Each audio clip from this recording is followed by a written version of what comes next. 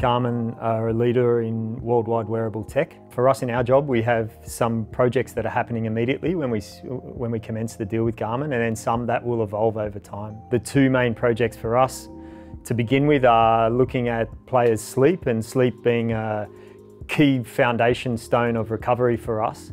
You know, we want to support players in understanding what good sleep looks like, and then help the guys that need assistance to make sure that they're sleeping properly so that they recover well. When we want to measure sleep, it's measured through an optical heart rate tracking method, which is wrist-based, which is on the watch. It has the ability to look at the time between beats. It has the ability to look at different stages of sleep. So we can look at when people are in REM sleep, when they're in other phases of sleep. And then by small changes in the practice of the players, we can show them that we can change the sleep to be better quality so that they're recovering better. The second part of it for us is about remote monitoring. Remote monitoring happens sometimes when we have an injured player that goes somewhere else to seek some external treatment, but more specifically it's about when we give programs to players as they prepare for the pre-season. In Denmark we have 2 pre-seasons because of a winter break. The pre-seasons are very short, so we need players to prepare in their own environment. With the Garmin watch, where we can set that programming, we can then get that back through a coach application where we can see exactly what they've been doing, and then we can support the player, but also we have an understanding where we're starting at when the team comes back together.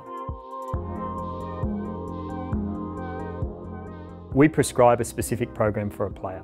The Garmin watch through GPS and through heart rate will tell us if the player has completed that program and to what levels they completed at. Also, as a part of the algorithms that sit behind the watch, we'll be able to start to understand the lactate threshold of the player, the VO2 max of the player. So just through their running programs, we start to understand some of their basic, physiological levels coming into pre-season, which guide us on our training programs once the team is back together. But I think one of the risky things in football is when we have big spikes in load, and we don't allow that to recover. So by doing some individualised training in the pre-season, it brings a player closer to where the team is going to start so that that initial period is far less risky.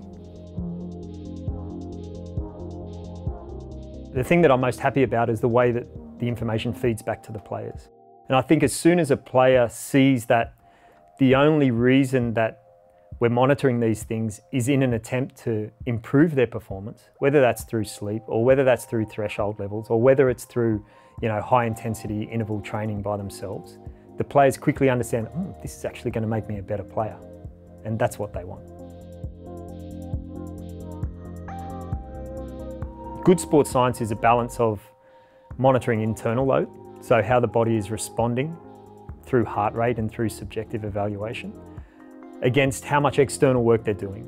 Okay, so how far they're running, how fast they're running, how much they're accelerating, how much mechanical load they're under. And the Garmin watch allows us to fill in exactly, the balance of that internal and external load with a player. The technology is so far advanced from where we are right now. The more I dig into the technology, the more I think, wow, maybe we could do that.